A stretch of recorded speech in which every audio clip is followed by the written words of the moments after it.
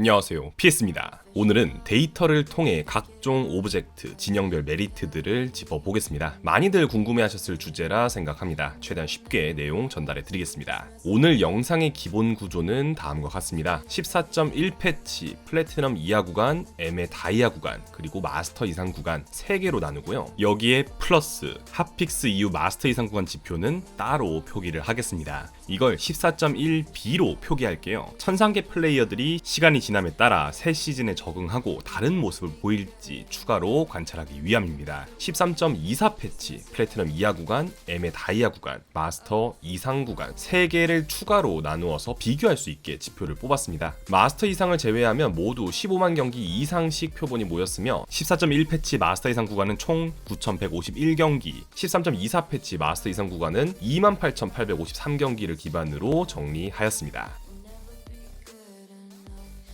자, 일단 가장 궁금해하실 블루팀 승률, 레드팀 승률을 띄워두고 이야기를 시작해 보겠습니다. 승률은 다음과 같습니다. 보시면 저 티어 구간에선 블루팀 승률이 좀 더 올라간 것이 보이는 반면 에메랄드 이상부턴 지난 시즌 대비 블루팀 승률이 떨어진 것을 볼 수 있습니다. 굉장히 재미있는 건 마스터 이상 구간의 지표인데요. 지난 시즌 3만 판 가까운 경기를 다뤘을 땐 거의 반반에 가까웠던 승률이 이번 시즌은 45대 55로 완전히 기울어졌고 레드팀 승률이 훨씬 높게 잡히고 있습니다. 핫픽스 이후로도 46.2대 53.8로 레드 쪽으로 많이 기울어져 있죠. 만약 유저의 매칭 MMR 상관없이 균일하게 팀을 배정해 주는데도 불구하고 이 정도의 승률 격차라면 밸런스가 깨진 건가 적극적으로 원인을 찾아봐야 할 단계에 놓여져 있는 겁니다. 레드팀이 너무 불리하다라고 이야기하지 않으셨나요? 네, 그럴 줄 알았습니다. 대부분의 프로팀 인터뷰나 벤픽시 진영 선택 케이스를 보면 많이들 블루팀 우세라 보고 있었던 것으로 생각을 하는데요.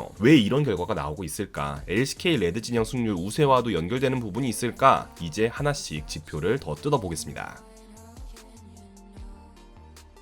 일단 레드팀이 많이 불리하다 이야기가 나온 이유는 레드 바텀 지형 변화로 인한 불균형이 가장 컸습니다. 주도권을 놓치면 카정부터 다이브까지 대처하기 힘들 정도로 무너지고 신경 쓸 게 너무 많다라는 이유였죠. 그래서 실제 진영별, 포지션별 다이브 횟수를 카운팅해 보았습니다. 맵에서 타워 근처의 지역을 정의하고 3분에서 14분까지 해당 지역에서 데스 카운트가 어떻게 올라가느냐 지표를 정리한 것인데요. 주요 쟁점인 바텀을 보겠습니다. 일단은 핫픽스 이전 경향을 먼저 짚어드릴게요.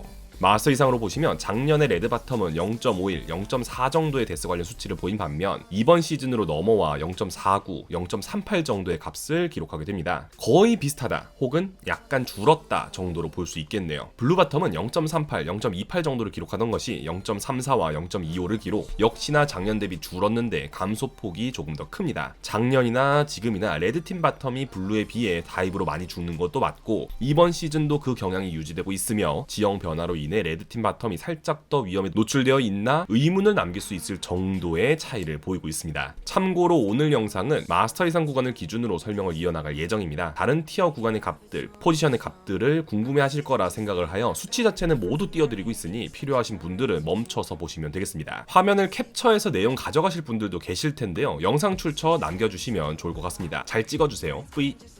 자, 다시 내용으로 돌아가겠습니다. 우리가 주목해야 할 부분은 레드 바텀이 블루 바텀에 비해 다이브를 더 당한다 이게 아니라 전체적으로 라인 쪽에 일어나는 킬로그가 줄어들었다는 점입니다. 극심하게 드러나고 있는 곳이 탑인데요. 레드팀 탑 다이브 지표를 보시면 마스터 이상 구간 기준 0.44에서 0.38까지 떨어졌습니다. 블루팀 탑은 0.24에서 0.23으로 거의 변화가 없었지만요. 탑은 오히려 지형 변화가 불균형을 해소하였죠. 레드팀 타워 쪽 두꺼운 벽이 블루팀 탑라이너 입장에선 푸시를 강하게 하고 다이브까지 이어가기엔 부담스럽게 느껴진다라는 이야기입니다. 그래도 핫픽스 이후 시간이 지남에 따라 천상계 플레이어들이 느끼기에 다이브를 통한 이득이 좀 더 크다 판단한 것인지 작년과 비슷한 수준으로 올라왔고 레드팀 원딜의 경우 심하게 수치가 올라가기도 하였습니다. 통상 레드 바텀이 불편하다 지형 때문에 라는 의견을 따라가는 방향으로 수치가 이동하고 있죠. 이러한 흐름도 우선 기억해 두시는 게 좋겠습니다. 이제는 다이브가 아닌 전체 킬로그로 확장을 해서 라인전을 보겠습니다. 순수 라인에서 정 정글이 관여되어 일어나는 킬들, 갱킹까지 포함한 수치입니다. 보시면 일단 갱킹 비율은 탑,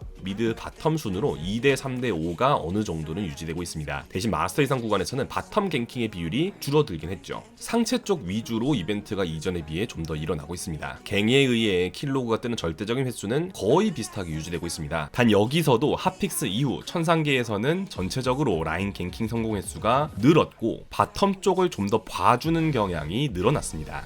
맵 변경으로 인해 갱킹이 어려워지지 않았나? 그래서 제가 3분에서 10분대로 시간대를 좀 더 초반대로 좁혀서 추가로 살펴보았습니다. 갱킹 비율도 마스터 이상 구간을 보시면 2대 3대 5를 거의 유지합니다. 대신 여기서도 핫픽스 이후로 다시 갱킹 관련 지표가 올라왔고 작년과 비교를 해도 올라간 게 보입니다. 그리고 레드팀 정글 입장에선 좀 더 바텀을 많이 케어하는 게 지표로도 드러납니다. 자, 시즌 초 현상만 딱 놓고 봤을 때 다이브가 일어나는 경우는 전체적으로 줄어들었다. 갱킹 이벤트도 전체적으로 줄어들거나 최소 유지, 즉 라인을 밀고 나서 유저들이 다른 곳으로 이동하는 일이 더 많아졌다고도 볼 수 있습니다. 시간이 남는데 가만히 서 있을 이유는 없으니까요. 실제로 시즌 오픈 후 지속적으로 PS팀에서 게임을 돌려보며 체감을 해보았을 때 드는 느낌과 일치하는 흐름이었는데요. 결국 유충과 드래곤, 오브젝트 쪽 싸움을 위한 준비와 실제 싸움으로 이벤트가 많이 이동했다 보는 것이 맞습니다. 시즌 오픈하기 전 순수 맵만 놓고 라인전 중심으로 해석을 했을 땐 레드가 불편하지 않을까라는 의문을 던지게 되었으나 만약 라인을 밀어두고 다이브를 안 하고 용 쪽으로, 유충 쪽으로 이동을 한다면 열심히 토론했던 주제가 소용이 없어지는 겁니다. 이러한 교전 장소 시프팅이 실제 일어나고 있구나 알 수 있었던 부분은 라인별 포탑 방패와 승리 연관도에서도 알 수 있습니다. 10분까지 포탑 방패 채굴량과 실제 승리까지 어느 정도 연결이 되는가 지표를 뽑았을 때 일단 전체적으로 초반 포탑 방패를 통해 승리로 연결하는 과정이 줄었습니다. 그나마 탑 쪽 지표는 예년과 비슷하긴 하고요. 원딜, 미드, 탑 순으로 포고를 먹여야 한다의 흐름도 보이는데요. 중요한 건 정글 쪽 지표입니다. 작년엔 마스터 이상 기준으로 거의 미드급으로 중요한 게 정글이었습니다. 초반에 포고를 정글이 먹으면 이득 벌리기가 그만큼 쉬웠다는 건데요. 그 수치가 어마어마하게 떨어졌습니다. 티어 상관이 없어요. 시즌 초에는 그냥 절대적인 포탑 채굴량이 확 떨어졌었습니다. 포탑 방패 먹으려고 기를 안 쓴다는 거죠. 대신 여기도 마찬가지로 시간이 지남에 따라 극단적으로 포탑 방패를 안 쳐다보는 일은 줄어들었습니다. 그래도 지난 시즌보다는 덜 보고 있긴 하고요. 포탑 방패 채굴의 정글 리소스가 안 쓰이면 어디로 가느냐? 오브젝트죠. 그래서 이제 오브젝트별 영향력을 살펴보려 합니다.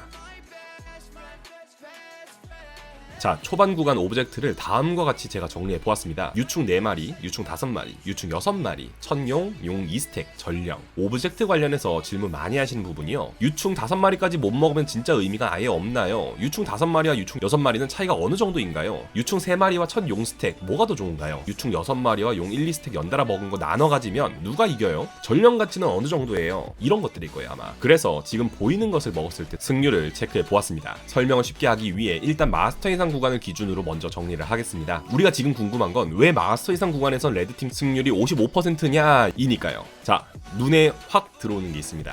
용 2스택까지 쌓은 팀은 76% 확률로 승리를 하였습니다. 지금 보이는 지표를 순서대로 다시 재배치를 해보면요. 다음과 같은 정도로 정리가 가능한 것이고 첫 용을 먹은 팀의 승률이 유충 5마리의 승률보다 높게 잡히는 것이 포인트입니다. 대신 최근에는 첫 용과 유충 5마리의 가치가 많이 비슷하게 잡히고 있다라고도 볼 수 있겠네요. 유충 4마리 밸류는 정말 많이 떨어졌고요. 정말 유충을 잘 활용할 수 있는 타워를 철거하기도 좋고 굴리기도 좋은 조합은 유충 6마리가 훨씬 더 좋을 건데요.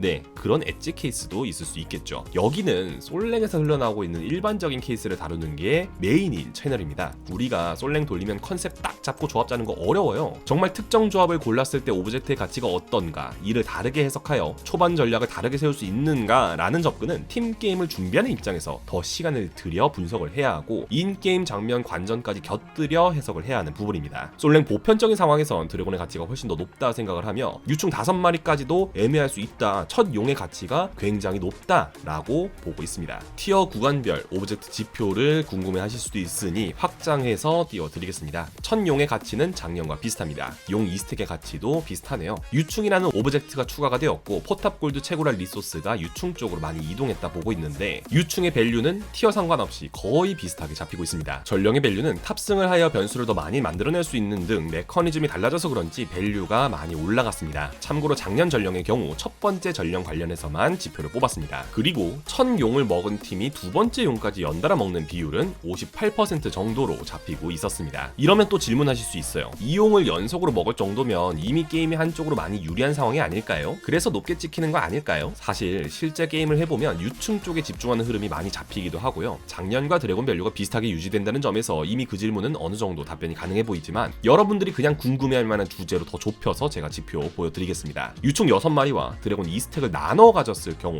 누가 더 유리한가? 마스터 이상 구간 기준 드래곤 2스택을 쌓은 팀이 이길 확률은 63%였습니다. 그리고 최근에는 43대 57 정도로 좁혀지긴 했네요. 표본이 적은 것은 아닐까요? 에메랄드 다이아 구간은 이렇게 나왔고요. 플래티넘 이하 구간에선 이렇게 나왔습니다. 거의 비슷하죠. 이 정도면 오브젝트 관련해서 14.1 패치 기준으로는 어느 정도 보여드릴 지표를 다 보여드렸다 생각이 듭니다. 자, 그러면 이제 원래의 주제로 돌아가겠습니다. 왜 마스터 이상 구간에서 레드팀의 승률이 높게 찍히고 있는가?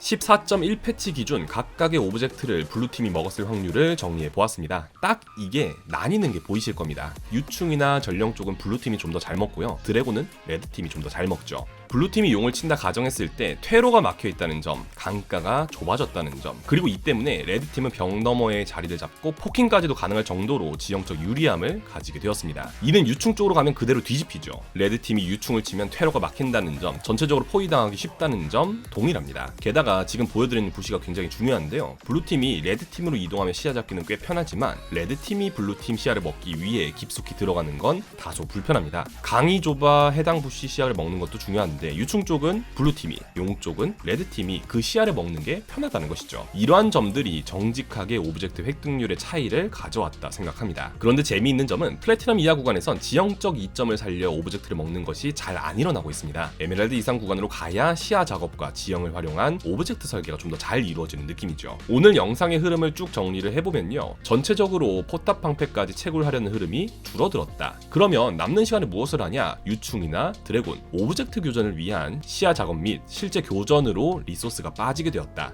그런데 오브젝트 밸류를 보면 드래곤 쪽 밸류가 유충보다 좀 더 높다. 특히 용 2스택은 꽤나 치명적이다. 하지만 오브젝트를 먹는 데 있어 유충은 블루 쪽이 먹기 편하고 용은 레드 쪽이 먹기 편하다. 그러다 보니 최상위 티어에선 작년과 반대로 레드팀이 더 우세한 경우가 많이 나타나게 되었다 라고 정리해 볼 수 있겠습니다. 이게 재미있는 점은요, 오브젝트의 가치를 조정하기만 하면 레드 블루 진영 밸런스도 어느 정도 조정할 수 있게 되었다는 겁니다. 그런 관점에서 유충이라는 메커니즘의 추가는 성공적이었다 평가할 수 있겠네요. 밸런스만 잘 맞추면요. 최대한 이해하시기 쉽게 제가 다듬고 또 다듬었는데 잘 전달되었을지 모르겠네요. 대회에서도 실제 이러한 경향이 보이나요? 라고 또 궁금해하실 수 있는데요. 올해부턴 월요일 저녁 9시마다 라이브 방송으로 한 주간 LCK를 되돌아보는 컨텐츠를 진행하려 합니다. PS 채널의 기본 기조는 솔랭 관점에서의 협곡 해석이지만 요즘은 게임을 안 하고 대회만 즐기는 분들도 많이 늘어나기도 하여 대회 관련 컨텐츠를 늘려야겠다라고 생각을 했습니다. 하지만 대회는 좀 더 인게임 관전량을 늘려봐야 하는 부분도 많고 오해가 없게 전달해야 할 부분이 굉장히 많습니다. 즉 10분짜리 영상으로는 내용을 압축하기가 더 어렵습니다. 그래서 월요일 저녁 9시마다 라이브 방송으로 대회 관련하여 이야기도 나누고 화요일 저녁에는 라이브 방송 편집본을 채널에 올리는 방식으로 채널을 운영하려 합니다. 그리고 라이브 채널에는 매번 여러분들이 그리워할 분들을 패널로 초대를 해서 최대한 풍성하게 컨텐츠 꾸며보겠습니다.